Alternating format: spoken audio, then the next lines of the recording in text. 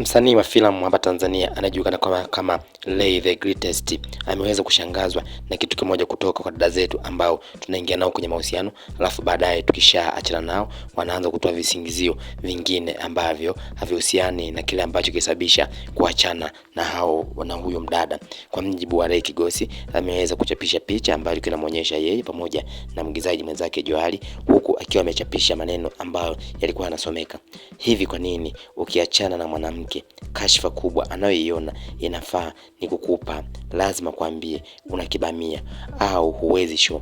Mpaka leo sijapata jibu. Vipi wewe mdau, hujawahi kukutana na kitu kama hiki? Anauliza ni Ray Kigosi almaarufu Ray the Greatest, ambaye ameweza kushangazwa na wakina dada ambao baada ya kuweza kuachana wanaweza kukupa kashfa nzito ambayo wao wanaona inakufaa. Basi wanakuambia basi ulikuwa na maumbile madogo ya uume au maarufu kama kibamia, au ulikuwa huwezi show kitandani, na ndio wanaiona wao wao ndio jibu sahihi la kuweza kuachana na wewe, ambapo katika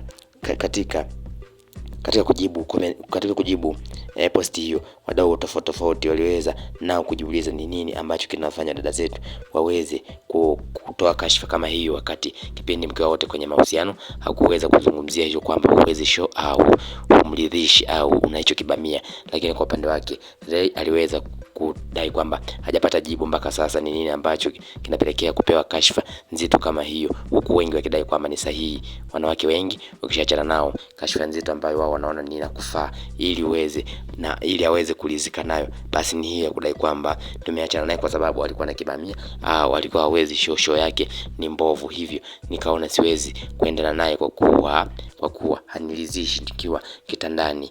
Wengi wakaweza kutia maoni yao baada ya kuweza kuona posti ya Ray Kigosi almaarufu Ray the Greatest.